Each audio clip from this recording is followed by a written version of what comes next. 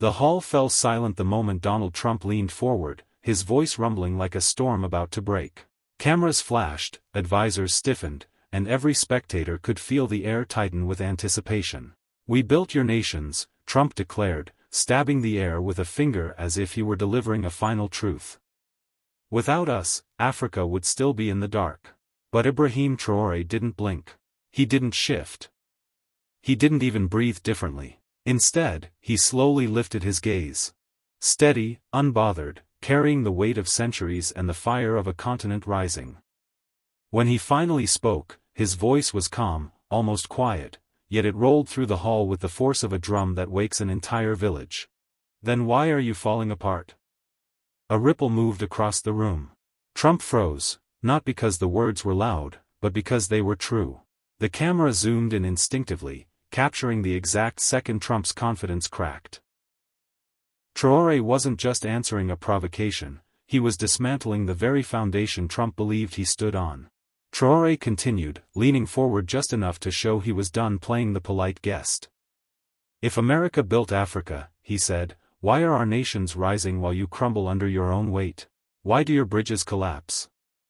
Why do your cities drown in debt? Why are your people working 2 jobs just to survive?" The silence now was different, heavy, charged, unescapable. Trump's jaw tightened, but Traoré didn't give him a chance to breathe. "Africa is not your project," he said. "It is your fear. Because for the first time, we are building ourselves, and you cannot control the outcome." People in the room didn't move. They didn't speak. They simply watched a reality they were never meant to see, a Western president being confronted by a soldier who refused to kneel. And at that moment, everyone understood. This wasn't just a debate. It was a shift in global power. The moment Trump's claim echoed through the hall, "We built your nations." A wave of uneasy whispers swept across the room.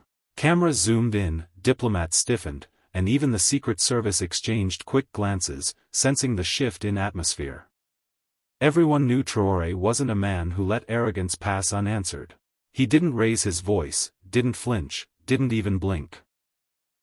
Instead, he leaned forward with the calm, unshakable confidence of someone who had buried empires with nothing but truth.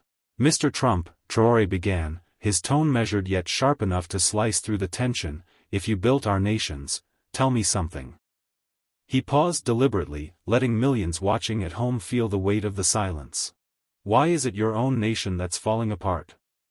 Trump's expression twitched, just for a second, but that second was all the world needed. Social feeds exploded, hashtags ignited, and even veteran journalists froze mid-note. Traoré continued, dismantling Trump's narrative brick by brick. "You say you built us? No. You extracted from us. You took gold, oil, labor, lives. And now your roads crumble, your people fight each other, your leaders can't even agree on the truth." His eyes locked onto Trump like a general staring down an enemy across the battlefield. "If this is what your leadership creates, keep it. Africa is done paying the price for your collapse." A few diplomats gasped. Others pretended not to react. But Trump felt it. His jaw tightened, his finger rose as if ready to fire back, but he didn't. Because Traoré wasn't finished. "Africa is rebuilding," he said. "We are rising. And we won't fall apart just because you fear losing control. Your era of ownership is over. You built nothing for us. But we are building a future without you." The hall erupted. Not with applause, but with something far more dangerous for Trump, respect for Traoré. Trump leaned forward, as if his weight alone could make the world bend to his words. "We built your nations," he repeated, slower this time, as though Traoré hadn't understood. But Traoré's eyes didn't flinch. Instead, he scanned the room, an audience pretending to be neutral, diplomats pretending to be calm, cameras pretending to be blind. It was the same theater Trump relied on, but Traoré wasn't there to play a role. He was there to break the stage. "Is that what you believe?" Traoré asked, voice steady, almost gentle. That frightened Trump more than any shout would have. "That Africa was waiting for you to save it? That we were wandering in darkness until you arrived with your flags and your guns?" His tone sharpened. "You didn't build nations. You built chains. The room shifted, chairs creaked, breaths paused. Trump smirked, but the smirk wavered. We gave you opportunity, he fired back. We gave you structure, order. Order? Traore cut in. Your order is burning on live television right now. Your cities riot. Your states break apart. Your people turn on each other while your leaders blame ghosts. And yet, you claim you built us? He leaned forward, mirroring Trump's posture but radiating a very different kind of power. If you built Africa, why is Africa standing while you fall? Trump's jaw twitched, a tiny crack in the armor. Cameras caught it immediately. Traore didn't stop. You say you built our nations, he continued, yet Africa is rising on its own terms, without your banks, without your soldiers, without your permission. Meanwhile, your own bridges collapse. Your classrooms empty. Your hospitals fill. Your government can't go a month without tearing itself apart. Every sentence hit like a hammer, and Trump felt each strike. You built something, Traore said finally. But it wasn't Africa. It was the illusion that we needed you. The room went silent, not the polite silence of diplomacy, but the electric silence of impact. A silence that meant Trump had just lost a round he didn't even realize had begun. Traore leaned back, calm again.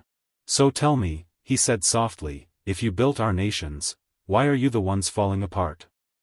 Trump's words echoed through the hall like a relic from a dying empire. We built your nations, he repeated, pounding the table with a shaky confidence that fooled no one. Cameras clicked. Aides froze. Even diplomats shifted in their seats, embarrassed for him.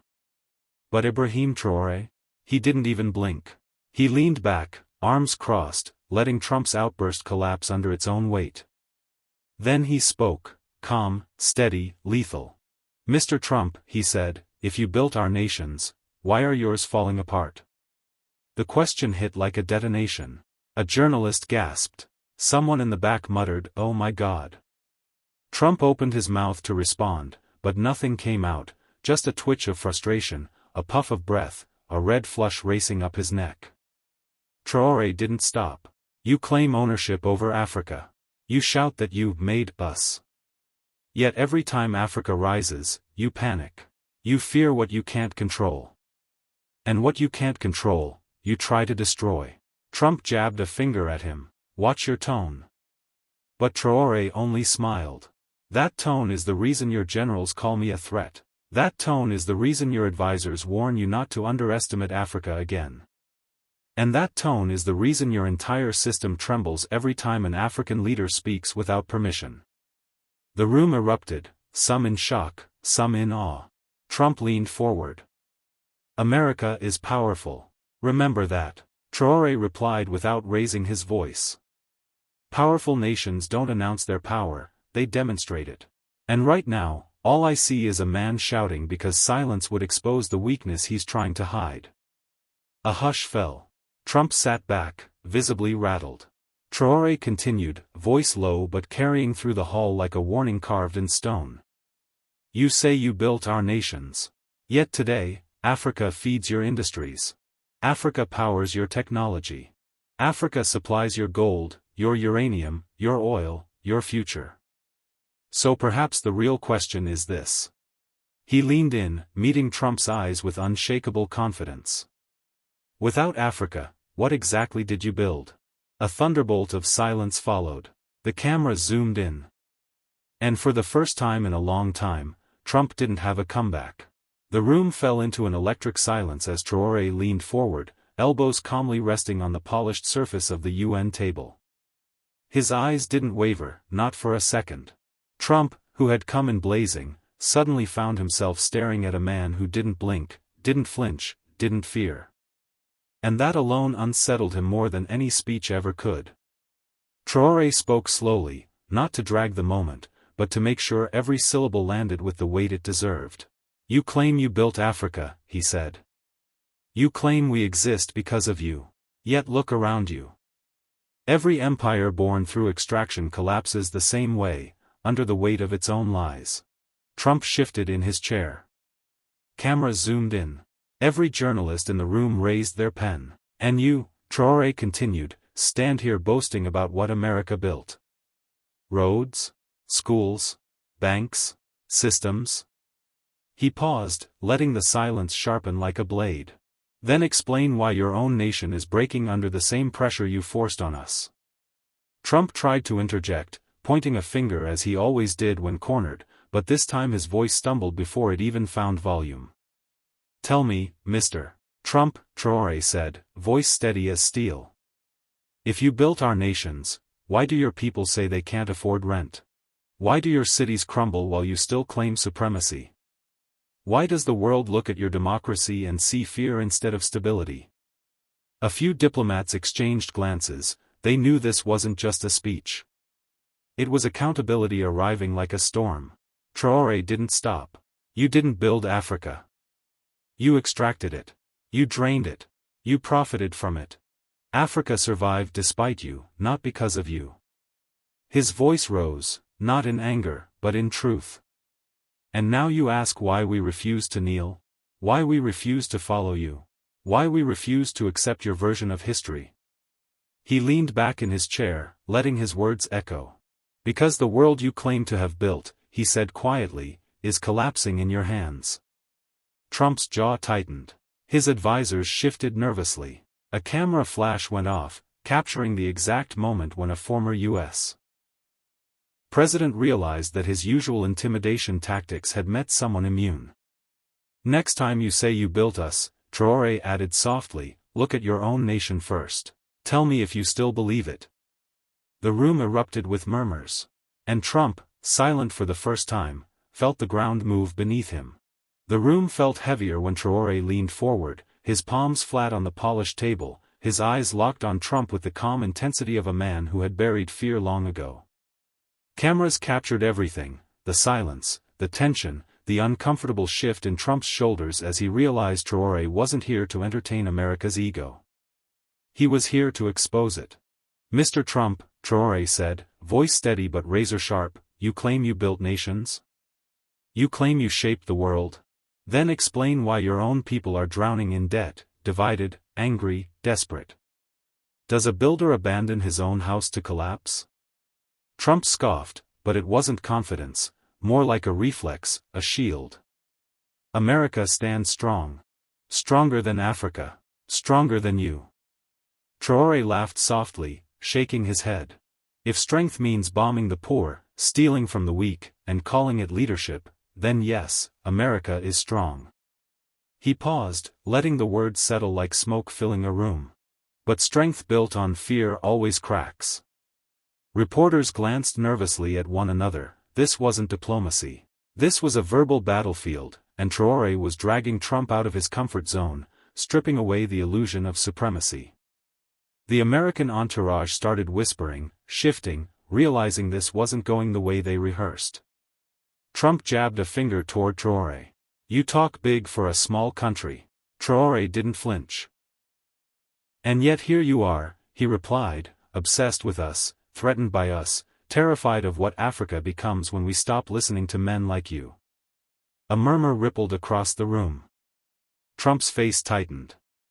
His pride wouldn't let him retreat, but his instincts were screaming.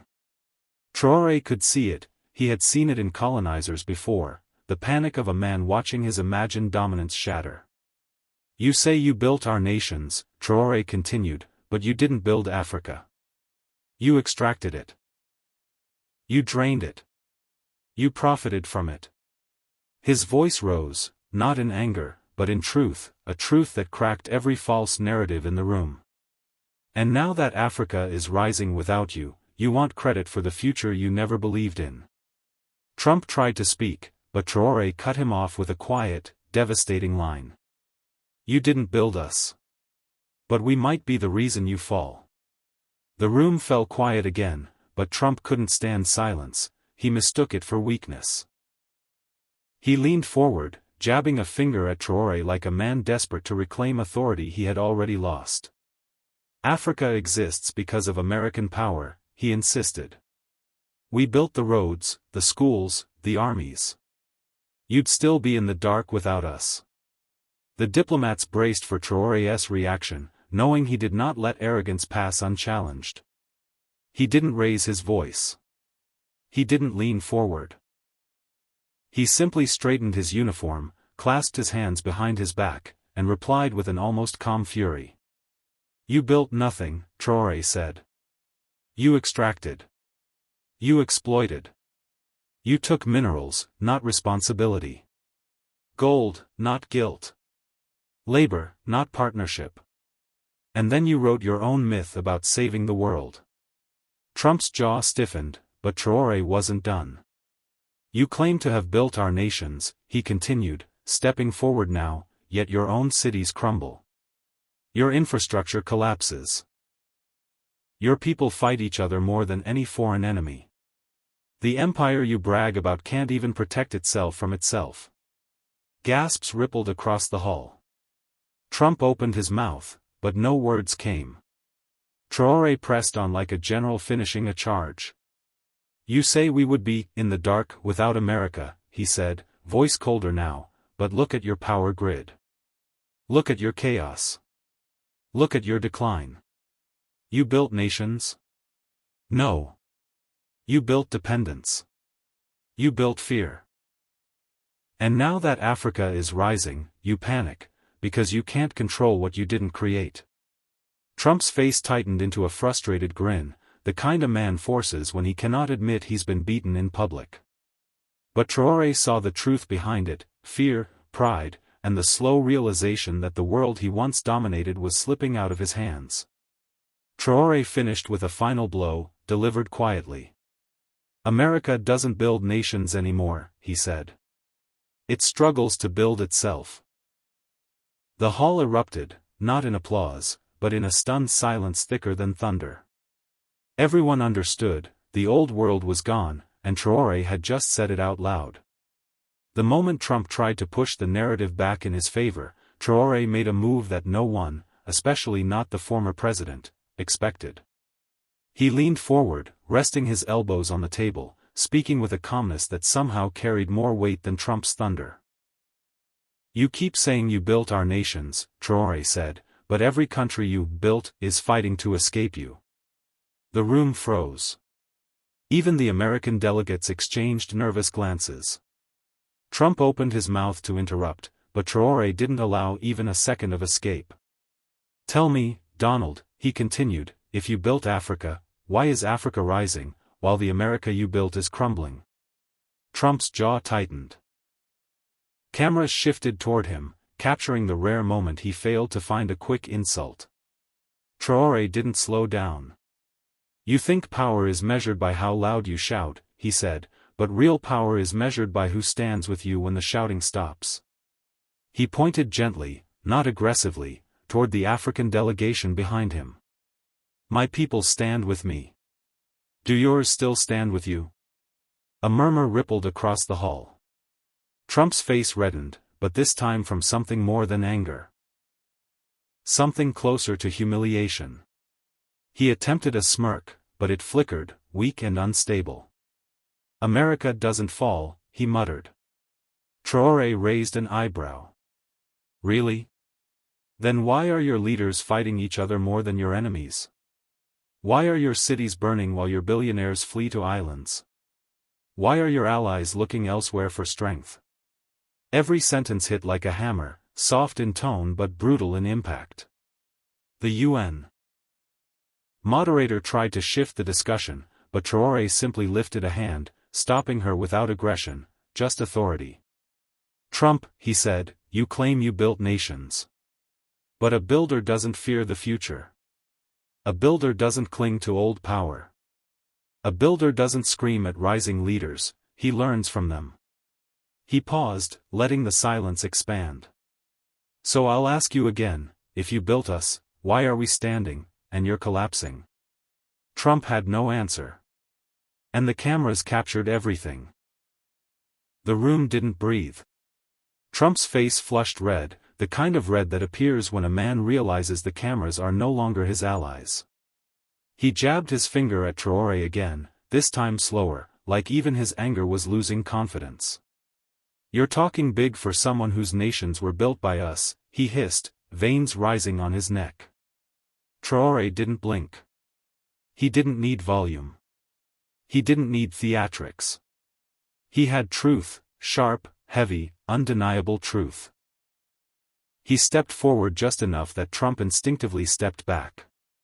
"That's the problem," Traore said, voice low but echoing as if the walls carried it for him. "You still believe the lie you wrote for yourself. You didn't build our nations. You broke them. And despite everything you took, we're still standing stronger than you expected." Trump laughed, but it came out cracked. "America is falling apart," he scoffed. "Do you hear yourself?" Traore tilted his head. "I don't need to hear myself," he replied. "I just watch your streets.